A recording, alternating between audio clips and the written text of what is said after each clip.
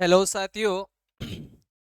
हम आपके राजस्थान की कला व संस्कृति में आपके लोकनाट्य वाला चैप्टर अध्ययन कर रहे, मतलब लोकनाट्यों के बारे में अध्ययन कर रहे थे। इससे पहले आपकी लोकनाट्यों की एक क्लास हो चुकी, जिसमें हमने देखा था सबसे पहले कि लोकनाट्य होता क्या है।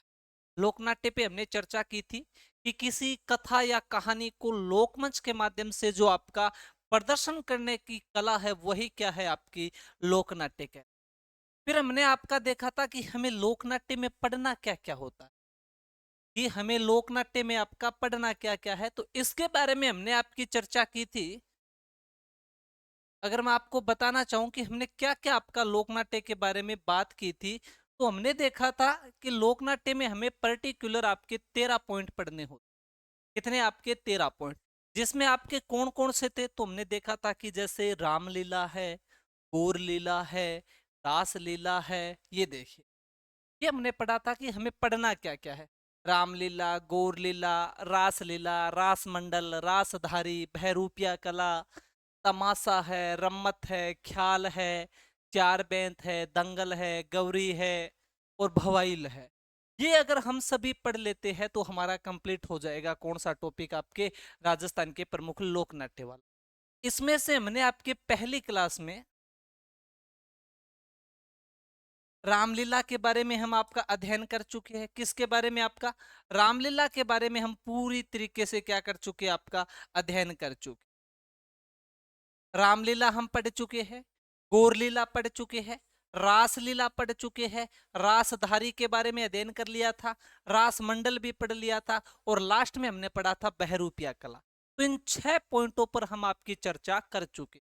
आज की क्लास हम स्टार्ट करते हैं आपके तमाशा से, रम्मत, ख्याल, इनके बारे में हम आपका अध्ययन करें। इतनी बात समझ में आ गई कि हम पढ़ क्या रहे थे? आपके लोकनाट्य। लोकनाट्य के बारे में हमने चर्चा कर ली कि किसी कथा कहानी को लोकमंच के माध्यम से आपका प्रदर्शित करने की जो कला है, वही क्या कहलाती है? लोक कला। तो चलो आज हम आपके इससे आगे अध्ययन करते, क्योंकि हमने ये देखो आपके बहरूपिया कला तक आपका अध्ययन कर लिया। इससे आगे आपका जो 7वां पॉइंट है, वह है आपका तमाशा। कौन सा? आपका तमाशा। अब तमाशा तो आपको पता ही है, जब घर में हम किसी काम को करते अच्छे से नहीं करते हैं, तो अपने घर का भी कई बार अपन कहते ज्यादा तमाशा ना कर, बहुत हो लिया तेरा तमाशा। तमाशे का मतलब है अपने मन के विचारों को ही आपका प्रदर्शित करना होता। तो तमाशा फिर सवाल कैसे बनाएगा? तो तमाशे के बारे में हमें सबसे पहले याद रखना है कि जो आपका तमाशा लोकनाट्य है, इस तमाशा लोकनाट्य की अगर हम बात करते हैं आपकी, कि तमाशा लोकनाट्य में सबसे पहले तो आपका प्रसिद्ध कहाँ का है ये। जैसे बहरूपिया कला हमने पढ़ी थी, भीलवाड़ा की प्रसिद्ध है, उसी प्रकार तमाशा लोकनाट्य आपका प्रसिद्ध कहाँ का। जब प्रसिद्ध की बात आती है तमाशा लोकनाट्य की, तो याद रखना आपके जयपुर का प्रसिद्ध। प्रसिद्ध कहाँ का हो जाएगा? प्रसिद्ध, तो प्रसिद्ध कहाँ का आपके? तो जयपुर का। प्रसिद्ध कहाँ का है? आपके जयपुर का। फिर कई बार पूछते हैं कि तो आपका तमाशा लोकनाट्य किस शासक के समय में प्रारंभ हुआ। लेकिन उससे पहले आप याद रखना, जो आपके जयपुर के महाराजा हुए मानसिंह प्रथम, इनके समय में 1594 ईस्वी में आमेर के अंदर एक आपके कलाकार हुआ करते थे तेज सिंह के नाम से। और उस तेज सिंह ने आमेर में आपके जो धनक मंजरी नामक आपका तमाशा दिखाया था। कौन सा आपका? तो धमक मंजरी नाम का। तो हमें क्या याद रखना है कि तमाशा जयपुर का है। सबसे पहले किसने दिखाया आपका? तो जब इसकी बात आएगी तो याद रखना, सर्वप्रथम, सर्वप्रथम मानसिंह, सर्वप्रथम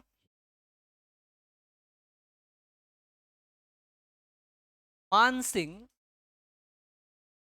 प्रथम के शासनकाल में, प्रथम के शासनकाल में, मानसिंह प्रथम के शासनकाल में 1594 ईस्वी में। कब आपके? तो 1594 ईस्वी में आपके आमेर में। कहां पर? आपके आमेर में मोहन कवि द्वारा, शायद पीछे गलती से मैं तेज कवि बोल गया, वो आगे हम पढ़ेंगे रम्मत में। तो मोहन कवि द्वारा धनक मंजरी, कौन सा आपका, तो धनक मंजरी तमाशा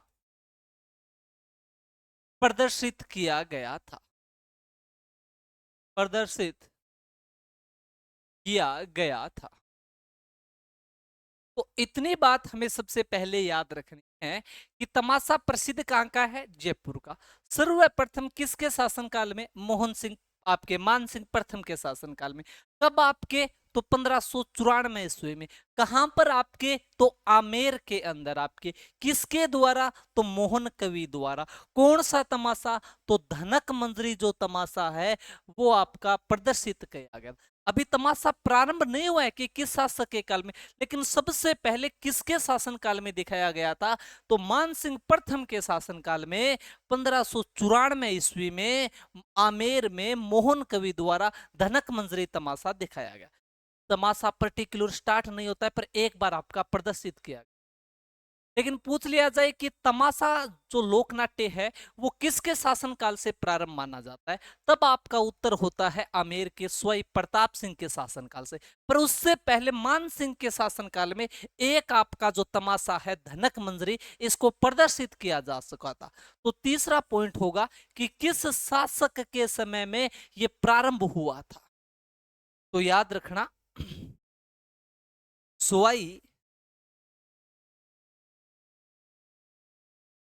प्रताप सिंह के शासनकाल में प्रारंभ हुआ। फिर पर्टिकुलर ये प्रारंभ हो जाता है आप शासनकाल में तमाशा लोकनाट्य प्रारंभ हुआ। तो स्वयं प्रताप सिंह के शासनकाल में तमाशा लोकनाट्य प्रारंभ हुआ। फिर तमाशा लोकनाट्य स्वयं प्रताप सिंह के शासनकाल में प्रारंभ हुआ। पर इसे प्रारंभ करने वाले हैं कौन, प्रवर्तक कौन है। जब प्रवर्तक की बात आती है तो आप याद रखना बंशीधर भट्ट का नाम आएगा। कि प्रवर्तक कौन है, तो प्रवर्तक कौन हो जाएगा, तो प्रवर्तक हो जाएगा आपका बंशीधर भट्ट। आपका बंशीधर भट्ट हो जाएगा। प्रवर्तक कौन हो गया आपका, बंशीधर भट्ट। तो ये चार पांच चीजें पहले आप याद रखोगे कि तमाशा प्रसिद्ध कहां का। सीधा सा सवाल आता है कि तमाशा लोकनाट्य कहां का प्रसिद्ध, जयपुर का। जयपुर में सबसे पहले प्रदर्शित कब किया गया था, तो आपका 1594 ईस्वी में। और 1594 ईस्वी में किसके शासनकाल में, तो मान सिंह के शासनकाल में। किसके द्वारा किया गया था, तो आपके मोहन कवि के द्वारा प्रदर्शित किया गया था। कौन सा आपका तमाशा लोकनाट्य, तो धनक मंजरी। इसके बाद में पर्टिकुलर अगर आपसे सवाल पूछा जाता है कि तमाशा लोकनाट्य का प्रारंभ किस शासक के समय से माना जाता है, तब हमें याद रखना है स्वयं प्रताप सिंह के शासनकाल से तमाशा लोकनाट्य प्रारंभ आपका माना जाता है। इसके प्रवर्तक कौन माने जाते हैं, तो प्रवर्तक माने जाते हैं बंशीधर भट्ट को माना जाता है। किसको, आपके बंशीधर भट्ट को। इसके बाद में कई बार तमाशा लोकनाट्य से सवाल पूछते हैं कि तमाशा लोकनाट्य में उस्ताद परंपरा को किसने चालू किया था। क्योंकि तमाशा लोकनाट्य में एक परंपरा होती है आपकी उस्ताद, और उस उस्ताद परंपरा को आपके फूलजी भट्ट के द्वारा प्रारंभ किया गया था। किसके द्वारा प्रारंभ किया गया था, तो आपके फूलजी भट्ट के द्वारा उसको आपका प्रारंभ किया गया था। तो थोड़ी सी बात में फूलजी भट्ट की भी ध्यान रखनी पड़ेगी। तो जल्दी से इसको आप स्क्रीनशॉट लो या फिर लिखो, फिर मैं आगे चलता हूं। आप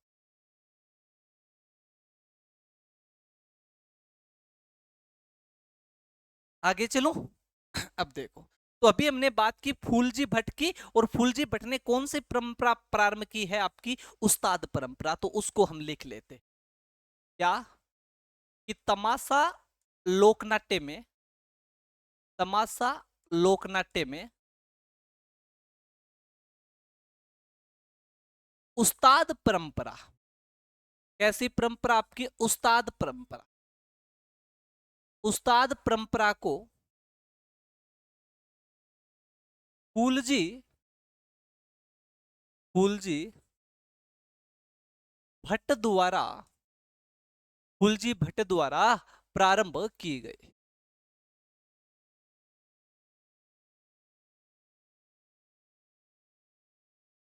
तो ये भी बात याद रखिए कि फूलजी भट्ट ने तमाशा लोकनाट्य में क्या किया है, तो इन्होंने आपके उस्ताद परंपरा को प्रारंभ किया। किसने आपके, तो फूलजी भट्ट ने आपका प्रारंभ किया। इसके अलावा आप याद रखोगे जो तमाशा लोकनाट्य है ये किसका मिश्रण माना जाता है आपका, तो जब तमाशा लोकनाट्य की बात आती है तो आप याद रखना इसे जयपुरी ख्याल और आपकी ध्रुपद गायकी, कि जयपुरी ख्याल और ध्रुपद गायकी का मिश्रण माना गया है किसको, आपके तमाशा लोकनाट्य। एक बात तो आप ये याद रखो। दूसरी आप याद रखोगे कि इस तमाशा लोकनाट्य में महिलाओं का जो अभिनय है वो महिलाओं द्वारा ही आपका प्रस्तुत किया जाता है। तो दो बातें आप और याद रखोगे, क्या कि एक तो आपका जो तमाशा लोकनाट्य है, इस तमाशा लोकनाट्य को जयपुरी ख्याल और ध्रुपद गायकी का मिश्रण माना गया। दूसरा, इसमें महिलाओं का अभिनय कौन करता है, तो महिलाओं का अभिनय महिला करती। इसके अलावा आप याद रखना कि ये दिन में आयोजित होने वाला लोकनाट्य है। तो इन तीनों बातों को अब हम आपका लिख लेते। क्या क्या याद रखना है कि एक तो तमाशा लोकनाट्य को, तमाशा लोकनाट्य को, तमाशा लोकनाट्य को जयपुरी ख्याल व ध्रुपद गायकी का मिश्रण माना जाता है, मिश्रण माना जाता है। पहली बात तो हमने ये पढ़ी। इसके बाद में दूसरा भी हमने देखा था कि महिलाओं का अभिनय कौन करेगा, तो महिलाएं स्वयं करेगी और दिन में ये लोकनाट्य आपका आयोजित होता है। तो इसके बाद में यह लोकनाट्य, यह लोकनाट्य दिन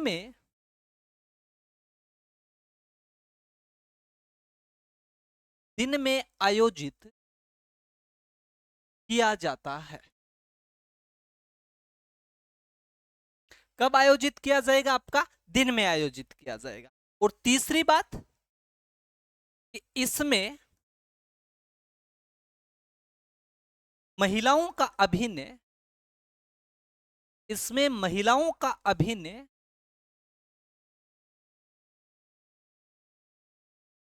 महिलाओं का अभिनय महिलाओं द्वारा प्रस्तुत किया जाता है। महिलाओं का अभिनय किसके द्वारा, तो महिलाओं के। तो ये चार बातें आप याद रखोगे कि उस्ताद परंपरा फूलजी भट्ट के द्वारा, किसका मिश्रण है, तो जयपुरी ख्याल और ध्रुपद गायिका का क्या माना गया, इसे आपका मिश्रण माना गया।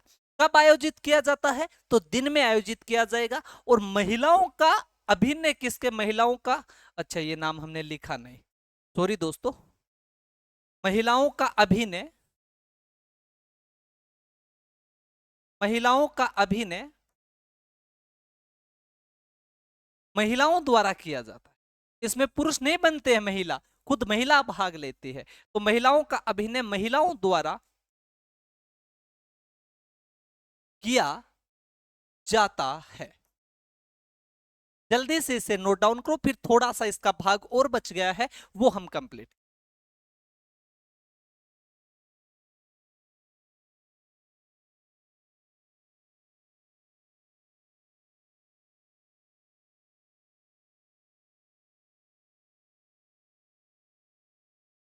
आगे चलो, इतना हो गया, अब आगे चलो। और इसमें क्या याद रखना, एक हम याद रखेंगे कि तमाशा लोकनाट्य में वाद्य यंत्र कौन से काम में लिए जाते हैं, तो आपके हारमोनियम, तबला, सारंगी जैसे वाद्य यंत्र कौन से लोकनाट्य में काम में लिए जाते हैं, तो आपके तमाशा लोकनाट्य में काम लिए जाते हैं। इसके अलावा राजस्थान में प्रमुख तमाशे है कौन कौन से, तो प्रमुख तमाशों के जब आपकी बात की जाए, जैसे आपका जुठन मिया, हीर रांझा, जोगी जोगण, छेल पणिहारी, तो ये सारे राजस्थान के प्रसिद्ध आपके तमाशे माने जाते हैं। कौन कौन से आपके, तो अभी हमने बात की कि जुठन मिया, हीर रांझा, जोगी जोगण, छेल पणिहारी, ये आपके प्रमुख तमाशा है। तो इतनी सी बात हम आपके और कर लेते हैं क्या, कि एक तो इसमें वाद्य यंत्र कौन सा काम में लिया जाएगा और आपके प्रमुख तमाशे कौन कौन से। तो मैं लिखूं वाद्य यंत्र, वाद्य यंत्र। वाद्य यंत्र में हारमोनियम, हारमोनियम, इसके अलावा तबला, इसके अलावा आपकी सारंगी, इसके अलावा क्या हो जाएगी, आपकी सारंगी हो जाएगी। हारमोनियम, तबला और आपके सारंगी। दूसरी बात अभी हमने देखी कि प्रसिद्ध तमाशे, कि प्रसिद्ध तमाशे कौन से हैं आपके। तो प्रसिद्ध तमाशे की बात की जाए ना, तो आप याद रखना, जैसे एक नंबर पे मैं लिख रहा हूं आपका जुठन मिया। कौन सा आपका, जैसे जुठन मिया हो गया। इसके अलावा दूसरा हो गया आपका हीर रांझा, हीर रांझा। कौन सा, हीर रांझा। इसके अलावा तीसरा हो गया जैसे आपके जोगी जोगण, जोगी जोगण। चौथा हो गया आपका छेल पणिहारी, छेल पणिहारी। पांचवा हो गया आपका गोपीचंद का,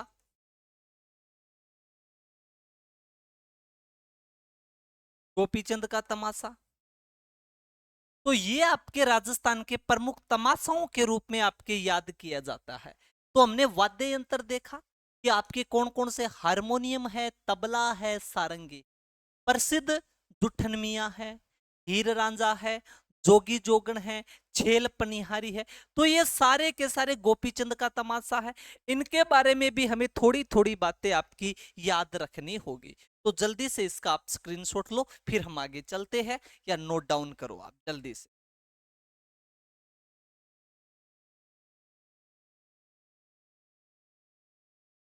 आगे चलो। हाँ, एक चीज और देखना, कि जैसे जुठन मियां है, ये जुठन मियां आपका कब किया जाता है, तो याद रखना शीतलाष्टमी को किया, शीतलाष्टमी। अब और शीतलाष्टमी कब आती है, तो आपके चैत्र में आती है।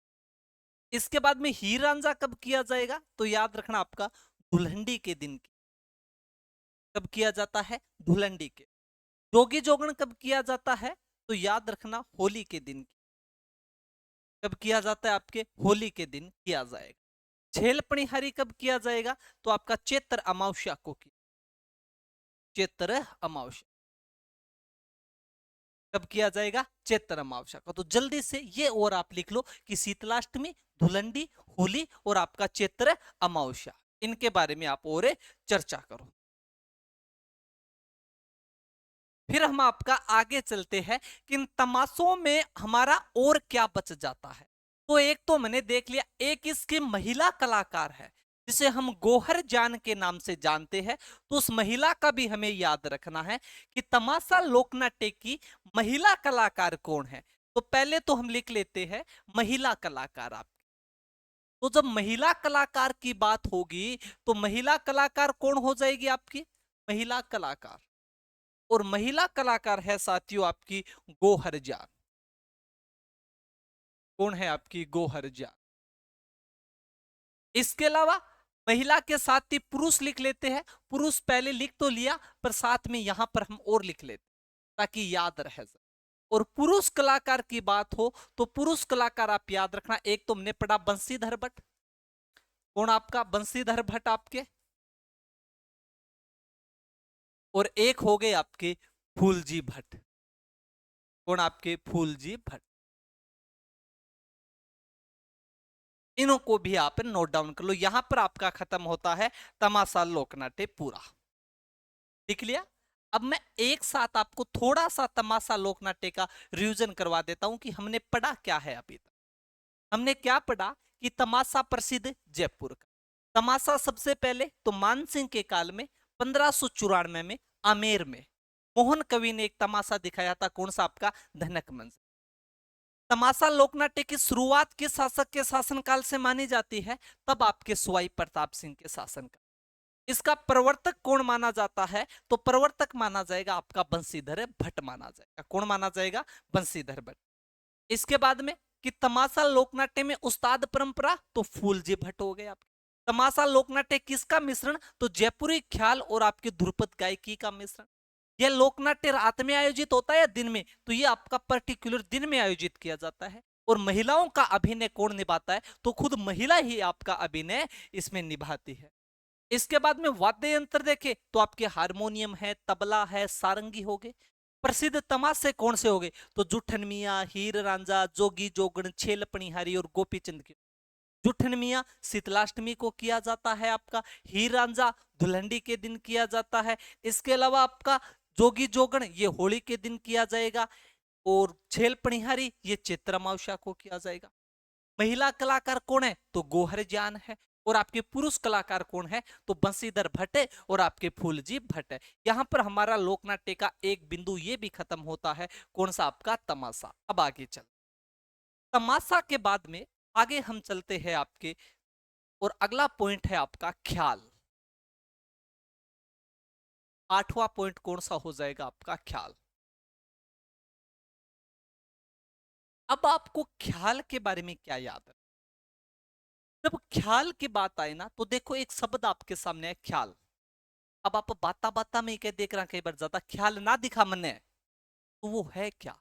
कि हमारे मन के अंदर कोई विचार उत्पन्न हुआ और हम उस विचार के अनुरूप कुछ अभिनय करने लगे, तो वही क्या होता है, आपका ख्याल होता है। कहने का मतलब मन के आपके मन में उत्पन्न हुए विचारों का अभिनय करना लोकमंच के माध्यम से, वही क्या है, आपका ख्याल है। क्या सर ख्याल के सवाल ऐसे ही आएंगे? ऐसे नहीं आए। ख्याल का आपको प्रसिद्ध जगह पूछ, इसके अलावा ख्याल के कलाकार को क्या कहा जाता है, ख्याल आयोजित होता है उसे क्या कहा जाता है। इसके अलावा ये भी पूछ सकते हैं कि ख्याल का मुख्य सूत्रधार कौन होता है, क्योंकि फिर आगे हम ख्याल के भाग पढ़ने वाले हैं। अलग अलग प्रकार की आपकी ख्याल है, जैसे कुचामणी ख्याल हो गई, अली बख्श की ख्याल हो गई, अली बख्श के अलावा चिड़ावा की ख्याल हो गई, किशनगढ़ की ख्याल हो गई, मांस ख्याल हो गई, नागौर ख्याल हो गई, जयपुर ख्याल हो गई। तो इस प्रकार से जब अलग अलग ख्यालों के बारे में पढ़ेंगे, तब हमें आपका ये चीजों के बारे में पता होना चाहिए। तो पहले पोत में लिख देता हूं कि ख्याल क्या है। तो मन के अंदर आए विचारों को लोकमंच में के माध्यम से प्रस्तुत करना। क्या? कि मन में उत्पन्न मन में उत्पन्न विचारों को मन में उत्पन्न विचारों को लोकमंच के माध्यम से प्रस्तुत करना। लोकमंच के माध्यम से प्रस्तुत करना। लोकमंच के माध्यम से क्या करना है, आपका प्रस्तुत करना है। प्रस्तुत करना क्या कहलाएगा आपका? तब ये आपका ख्याल कहला। उसके बाद में कि ख्याल है, इस ख्याल का उस्ताद क्या कहलाता है, या ख्याल का जो आयोजित स्थल है वो क्या कहलाता है। तो याद रखना, इसमें मैं दो चार आपको पॉइंट लिखा रहा हूं। जैसे आयोजित स्थल, आपका आयोजित स्थल, तो जहां पर ख्याल आपकी आयोजित की जाती है वो आपका अखाड़ा कहलाता। क्या कहलाता है आपका? वो अखाड़ा कहलाएगा। कि ख्याल का आयोजित स्थल क्या कहलाता है? तो अखाड़ा कहलाता। इसके अलावा दूसरा पॉइंट आप याद रखोगे कि ख्याल का मुख्य सूत्रधार क्या कहलाता है। सूत्रधार, आप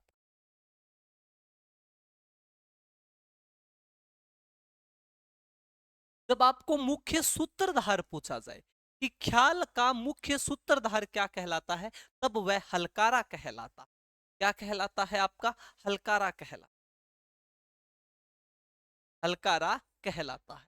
तीसरा पॉइंट आप याद रखोगे कि मुख्य कलाकार क्या कहलाता है। तो मुख्य कलाकार को आपका उस्ताद कहा जाता है। कि ख्याल का मुख्य कलाकार क्या कहलाएगा? तब आपका उस्ताद कहलाएगा। मुख्य कलाकार, मुख्य कलाकार। मुख्य कलाकार क्या हो जाएंगे? तो मुख्य कलाकार हो जाएंगे आपके उस्ताद। मुख्य कलाकार क्या हो गया? आपका उस्ताद। या फिर पूछ लिया जाए कि ख्याल के पात्र क्या कहलाते, तो वो आपके ख्यालिया कहलाते। मुख्य पात्र, आपके मुख्य पात्र क्या सीधे आपके कि पात्र क्या कहलाते हैं? तो वो आपके ख्यालिया कहलाते।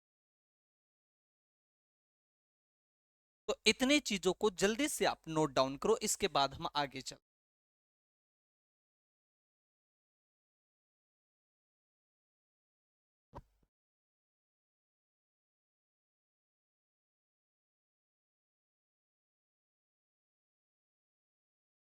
लिख लिया? आगे चलो। अभी हमने ख्याल पढ़ना प्रारंभ नहीं किया, ख्याल का थोड़ा सा इंट्रोडक्शन किया है कि ख्याल, आपकी ख्याल आखिर है क्या। तो हमने क्या पढ़ा कि मन में कोई उत्पन्न हमारे विचार हुआ और उस विचारों को हमने लोकमंच के माध्यम से प्रस्तुत किया, उसका अभिनय किया, वही क्या है? आपका ख्याल है। ख्याल का आयोजित स्थल क्या कहलाएगा? तो अखाड़ा कहलाएगा, अखाड़ा कहलाएगा। मुख्य सूत्रधार, मुख्य सूत्रधार हलकारा कहलाएगा। मुख्य कलाकार उस्ताद कहलाएगा। और आपका पात्र क्या कहलाएंगे? तो आपके ख्यालिया कहलाएंगे। अब इस ख्याल में आगे अलग अलग ख्याल है, तो एक एक ख्याल की हम आपके बात कर। सबसे पहले आप हेडिंग लगाओ कुचामणी ख्याल। आप कौन सी ख्याल? कुचामणी ख्याल। आप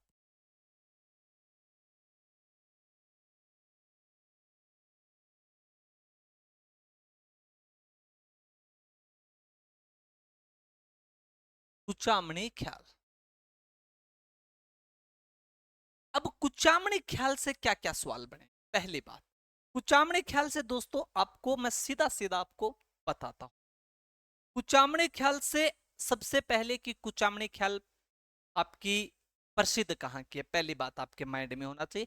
तो कुचामणी ख्याल, नाम ही देखो कुचामणी, तो ये आपकी कुचामन सिटी की है। और कुचामन सिटी आपको पता है डीडवाना कुचामन में। दूसरी बात, कुचामणी ख्याल का प्रवर्तक कौन है आपका? तो जब कुचामणी ख्याल का प्रवर्तक पूछा जाए तो हमें याद रखना है लच्छी राम, इसके आपके प्रसिद्ध कलाकार। तीसरी बात कि कुचामणी ख्याल का आयोजित स्थल क्या कहलाता है? हमने सिर्फ ख्याल का आयोजित स्थल देखा था जो अखाड़ा कहलाता था, पर पर्टिकुलर पूछा जाए कि कुचामणी ख्याल का आयोजित स्थल क्या कहलाता है, तब वो आपका कुंची कड़ा कहलाता है। क्या कहलाता है? कुंची कड़ा कहलाता है। जो कुचामणी ख्याल है इसमें मुख्य तीन पात्र होते हैं। मुख्य कलाकार कितने होते? तीन होते, जिसमें राजा, रानी और जोकर होते। और इनमें भी सबसे प्रमुख है वो आपकी रानी, जो पात्र है वो होता है। लच्छी राम थे। इन्होंने अपने जीवन काल में लगभग 25 ख्यालों की रचना की थी, जिसमें से तीन चार आपकी प्रसिद्ध है, जैसे राव रिडमिल है, गोगा चौहान है, मीरा मंगल है। तो ये इनकी प्रसिद्ध ख्याल है। तो कई बार सीधा सवाल आ जाता है कि निम्न में से लच्छी राम की प्रसिद्ध ख्याल नहीं है, तब हमें याद होना चाहिए कि गोगा चौहान, राव रिडमल, मीरा मंगल किसकी है? तो लच्छी राम की है। और लच्छी राम कौन सी ख्याल से जुड़ा हुआ है? तो कुचामणी ख्याल से जुड़ा हुआ है। और कुचामणी ख्याल कहाँ की प्रसिद्ध है? तो ये कुचामन सिटी की है, जो डीडवाना कुचामन में आपका आता है। और इसका जो आयोजित स्थल क्या कहलाता है? तो कुंची कड़ा आपका कहलाता। अब इन बातों को हम आपके लिख ले। क्या? कि कुचामणी ख्याल, कुचामणी ख्याल प्रसिद्ध कहाँ की? तो जब आपके प्रसिद्ध की बात आए तो प्रसिद्ध में हमें याद रखना है कि ये कुचामन सिटी, कुचामन सिटी। और कुचामन सिटी कहां पर है? तो अब वर्तमान में आपके डीडवाना कुचामन में, डीडवाना कुचामन, डीडवाना कुचामन हो गया। इसके बाद में इसके प्रवर्तक कौन है आपके? तो प्रवर्तक की अभी हमने बात की, प्रवर्तक कौन था? तो लच्छीराम था। तो प्रवर्तक आपका लच्छीराम। सॉरी दोस्तों, प्रवर्तक कौन हो जाएगा आपका? प्रवर्तक हो जाएगा लच्छीराम। इसके बाद में इसका आयोजित स्थल क्या कहलाता? आयोजित स्थल आपका, आयोजित स्थल। और आयोजित स्थल अभी हमने देखा कि ख्याल का सीधा आयोजित स्थल पूछा जाए तो अखाड़ा कहते हैं, पर पर्टिकुलर पूछ लिया जाए कि कुचामणी ख्याल का आयोजित स्थल क्या कहलाता है, तब अभी हमने देखा था कुंची कड़ा कहलाता है। खास करके नाम याद, कुंची कड़ा। कौन सा हो गया? कुंची कड़ा हो गया। कुंची कड़ा के बाद में हमें याद रखना है कि जो आपकी कुचामणी ख्याल थी, कुचामणी ख्याल में मुख्य पात्र कितने? तो अभी हमने चर्चा की मुख्य 3 पात्र होते इस ख्याल में।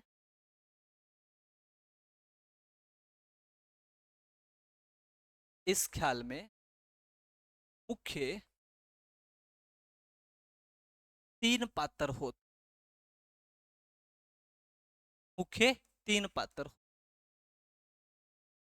3 पात्र होते हैं। मुख्य 3 पात्र कौन से होते हैं?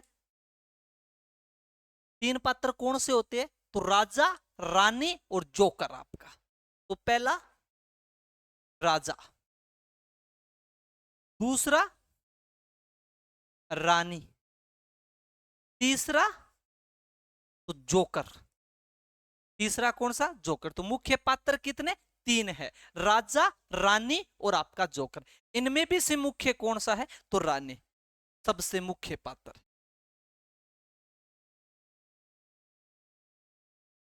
सबसे मुख्य पात्र।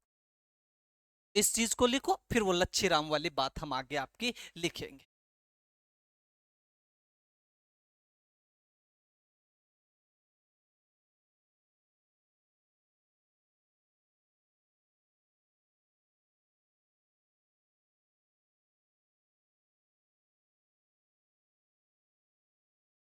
आगे चलो। अच्छा, एक दो आपके सवाल आ रहे हैं। तो क्या है बच्चों, आज के समाज में युवा की सबसे बड़ी समस्या, सबसे बड़ी समस्या यह है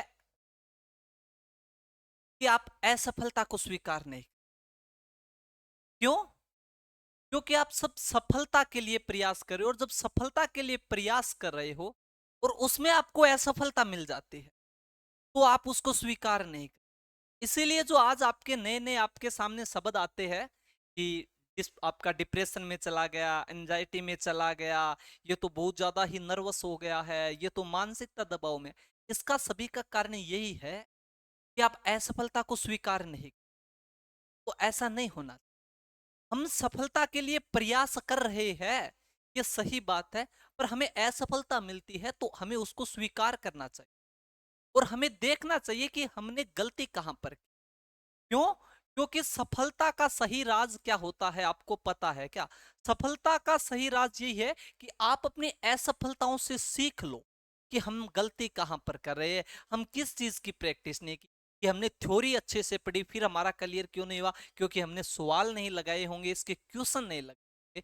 तो गलती हमारी है खुद, तो हमें उन गलतियों से सीख लेनी चाहिए और सीख लेके फिर से आपकी सफलता के लिए प्रयास करना चाहिए। तो आपको ऐसे शब्दों में नहीं जाना है, कोई बात नहीं, एक बार आप असफल हो गए हो, पर इसका मतलब ये नहीं कि आप एक बार असफल हो गए तो सफल हो ही नहीं सकते। जरूर सफल हो गए, पर इसका एक ही आपका टारगेट है, एक ही लक्ष्य है कि आप फिर से अपनी गलतियों से सीख लो, वो गलतियां दोबारा मत दोहराओ। अगर आप फिर से वही गलतियां दोहरा रहे हो तो फिर आप सफल होने के सही रास्ते पे। अगर आपके पास अच्छा कंटेंट है, अच्छा मेटर है आपके पास, और आप सही तरीके से गाइडनेस से अच्छी तैयारी कर रहे हो, तो आपको सफल होने से कोई नहीं रोक सकता। क्योंकि आपके पास मेटर अच्छा है, आपको पढ़ाने वाला अच्छा है, आपने उस पर विश्वास किया है और वो अच्छे से पढ़ा रहा है। आप चाहे कहीं से भी पढ़ो और उस मेटर के अनुरूप आप प्रैक्टिस भी लगा रहे हो, उन सवालों को भी निकाल रहे हो, तो आपको कोई असफल नहीं कर सकता। बस अपना विश्वास बनाए रखे, जहां जिस शिक्षण संस्थान से आप जुड़े हुए हैं, आप उस टीचर पे आराम से आपका विश्वास बना। तो चलो इससे हम आगे चलते हैं, थोड़ी सी बात और करते हैं। हमने अभी देखा था कि लच्छी राम ने अपने जीवन काल में कितने ख्यालों की रचना की थी? तो 25 ख्यालों की आपकी रचना की थी कि लच्छी राम ने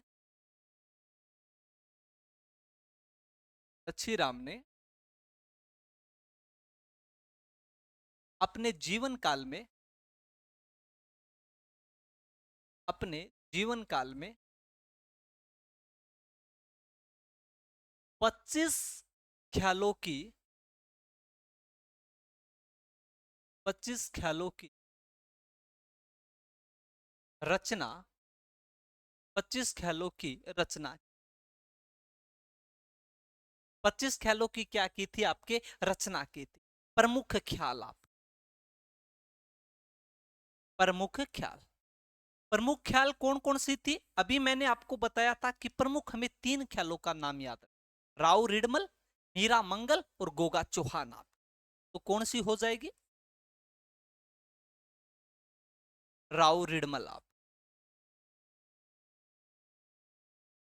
दूसरी गोगा चौहान आप।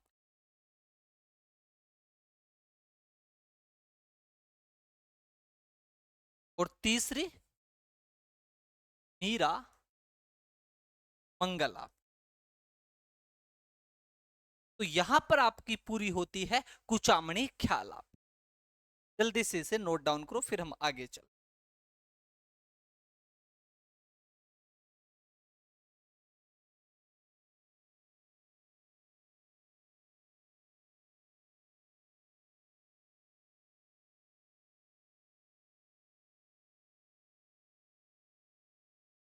आगे चले दूसरी ख्याल की तरफ आपके।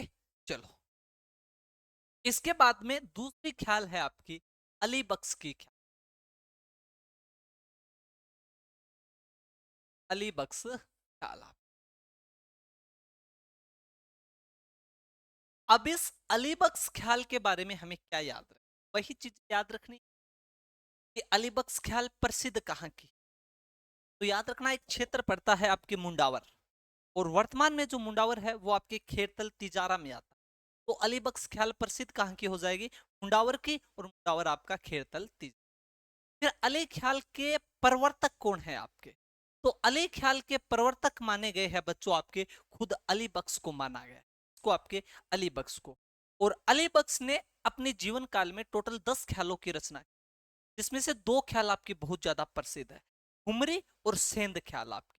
तो इसमें सीधा सा, जैसे मैंने आपको वो तीन बताए थे आपको लच्छी राम वाले में, तो उसमें ऐसे सवाल आ जाए कि निम्न में से अली बख्श की ख्याल है गोगा चौहान, हीरा मंगल, राव रिडमल और ठुमरी, तो उसमें ठुमरी हो जाए, क्योंकि ठुमरी और जो सेंध ख्याल है वो मुख्य रूप से आपके अली बख्श की प्रमुख ख्याल है। तो अली बख्श ख्याल प्रसिद्ध कहाँ की? तो मुंडावर की। मुंडावर कहाँ पर? खेरतल तीजा। दूसरी बात, इसके प्रवर्तक कौन है? तो अली बख्श है। और अली बख्श ने अपने जीवन काल में कितनी ख्यालें लिखी? तो 10 ख्यालें लिखी। और 10 ख्यालों में दो प्रमुख कौन सी है? तो एक ठुमरी है और दूसरी आपकी सेंध है। तो इन चीजों को हमें लिख, क्या कि प्रसिद्ध, प्रसिद्ध। और प्रसिद्ध कहाँ की है? तो मुंडावर के, मुंडावर की। और मुंडावर कहां पर है? खेरतल तिजारा, खेरतल तिजारा। लिखना भी ऐसे ही आपको, ऐसे मत कर लेना नीचे से अली बख्श ख्याल है वह मुंडावर खेरतल तिजारा की प्रसिद्ध है। नहीं, हमें हमारे अच्छे से नोट्स बना के चलना है जो हमारे समझ में आ सके। हमें आपका बेचना नहीं है कहीं पे मार्केट पे कि मैं मेरे नोट्स ले लो, नहीं। आपको समझ में आ रहा है ताकि पेपर के समय में आप आराम से अपने नोट्सों का रिवाइज कर सके बार बार। तो याद रखना, सीधा प्रसिद्ध, प्रसिद्ध मुंडावर खेरतल तिजारा। इसके बाद में प्रवर्तक, प्रवर्तक। और प्रवर्तक कौन हो जाए? तो अली बख्श हो जाए, अली बख्शा, अली बख्श। इसके अलावा अली बख्श ने, अली बख्श ने अपने जीवन काल में, अली बख्श ने अपने जीवन काल में, अली बख्श ने अपने जीवन काल में, अली बख्श ने अपने जीवन काल में अपने 10 ख्यालों की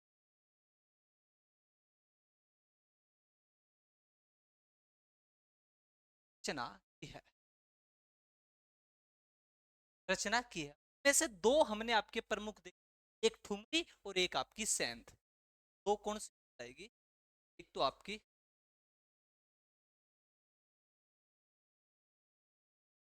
दूसरी आपकी सेंध। योर्स, जल्दी से इसे नोट डाउन करो।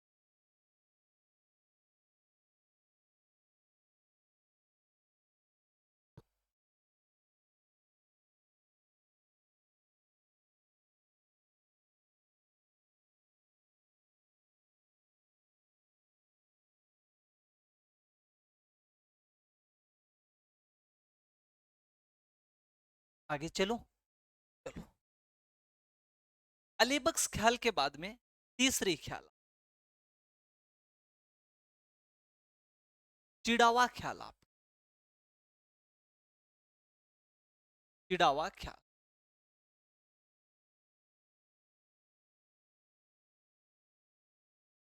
चिड़ावा ख्याल के बारे में क्या याद रखना? याद रखना, एक तो चिड़ावा ख्याल आपके शेखावाटी क्षेत्र की, इसलिए इसे शेखावाटी ख्याल भी कहा जाता है। सीधा सा सवाल आ जाए कि शेखावाटी ख्याल कौन सी है, तो चिड़ावा ख्याल है, क्योंकि ये पूरे शेखावाटी क्षेत्र में प्रसिद्ध है, इसलिए इसे आपकी शेखावाटी ख्याल भी कहा जाता है। पर कई बार पेपर वाला घुमाता है सवाल कि चिड़ावा ख्याल का मुख्य केंद्र कौन सा। तो चिड़ावा जो हमारी जगह है ये झुंझुनू जिले में आती है, तो चिड़ावा ख्याल का मुख्य केंद्र हम करेंगे आपका झुंझुनू। इसके अलावा इसके प्रवर्तक कौन है, तो प्रवर्तक आपके नानूराम कहल। और वर्तमान का प्रसिद्ध कलाकार कौन है, तो दुलिया राणा के नाम से जो प्रसिद्ध है वो वर्तमान कलाकार है। तो चार पांच चीजें याद रखने। इसका क्षेत्र कौन सा, तो शेखावाटी क्षेत्र प्रसिद्ध है। और मुख्य केंद्र आपका तो झुंझुनू है। प्रवर्तक कौन है आपका, तो नानूराम है। और वर्तमान में प्रसिद्ध कलाकार कौन है जिसने इसको आपके प्रसिद्धि दिलाई थी आपका, या फिर प्रसिद्धि मान सकते हो, प्रसिद्धि करने का श्रेय किसे देते हैं, तब आपका दुलिया राणा है। तो चार बातें क्या हो जाएगी चिड़ावा ख्याल की, एक तो आपके प्रसिद्ध, तो प्रसिद्ध कहां की हो जाएगी आपके, शेखावाटी। शेखावाटी, शेखावाटी। इसीलिए इसीलिए इसे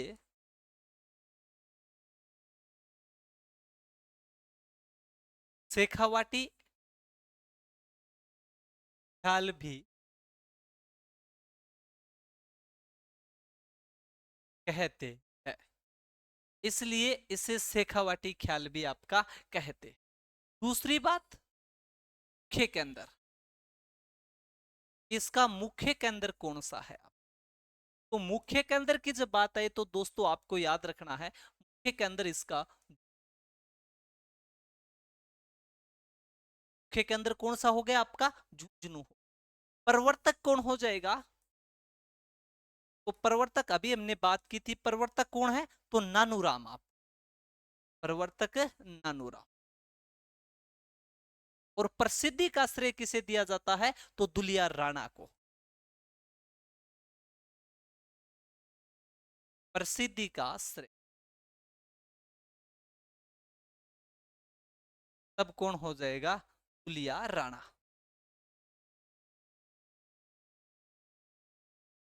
इतनी बातें याद रखनी है, कौन सी ख्याल से आपको, चिड़ावा ख्याल से, कि प्रसिद्ध शेखावाटी क्षेत्र, इसलिए क्या कहा जाता है, तो शेखावाटी ख्याल। मुख्य केंद्र झुंझुनू है, प्रवर्तक नानूराम है, और प्रसिद्धि का श्रेय तो दुलिया राणा को दिया जाता।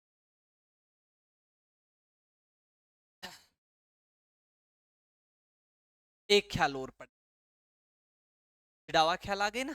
चिड़ावा ख्याल के बाद में हम एक ख्याल और पढ़ते आपकी, और वो है आपके हेलो ख्याल। कौन सी आपकी, हेलो ख्याल। देखो आगे, हेलो ख्याल 4 नंबर।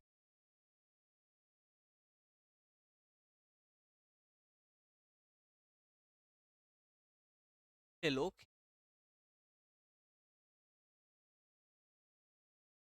इसका कई बार पेपरों में, इसकी भी क्या बात है, वही बातें, वही पर्टिकुलर पॉइंट हमें याद रखने हैं। हमारे पॉइंटों को छोड़ के हमें नहीं जाना है इधर उधर, क्योंकि पेपर में इधर उधर की बातें नहीं आएगी, पेपर में सिर्फ फैक्ट पूछेंगे। अगर आपको क्लियर है तो आप सवाल को कोई नहीं रोक। हेलो ख्याल प्रसिद्ध कहाँ की, तो याद रखना लालसोट। और लालसोट कहाँ पड़ता है आपके, तो दौसा में पड़ता है। पर लालसोट ऑप्शन में ना हो तब याद रखना सवाई माधोपुर। दूसरी बात, हेलो ख्याल का प्रवर्तक कौन है, तो हेलो शायर कहलाता। हेलो शायर, तो पहले दो बातें ले, कि एक तो प्रसिद्ध कहाँ की, तो प्रसिद्ध है साथियों लालसोट। लालसोट, और लालसोट कहां पर, दौसा में। और अगर ये ऑप्शन नहीं मिलता है तब याद रखना सवाई माधोपुर। सवाई माधोपुर, दो बातें। एक बात, दूसरी, प्रवर्तक कौन है इस प्रवर्तक की बात आए तो याद रखना हेलो सायरा। हेलो सायर, हेलो सायर। एक बात, दो बातें और याद कि जो आपकी हेलो ख्याल है, इसकी जो शुरुआत की जाती है वो रामायण व महाभारत की पंक्तियों के साथ की जाती है। तो सीधा सा कई बार सवाल बन जाए कि कौन सी ख्याल की शुरुआत रामायण व महाभारत की पंक्तियों के साथ की जाती है, तो रामायण व महाभारत की पंक्तियों के साथ आपके हेलो ख्याल की शुरुआत की जाती है। तीसरी बात क्या हो जाएगी, इस ख्याल की शुरुआत, इस ख्याल की शुरुआत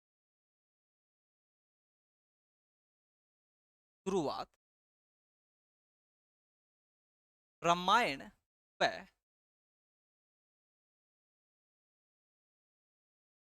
महाभारत की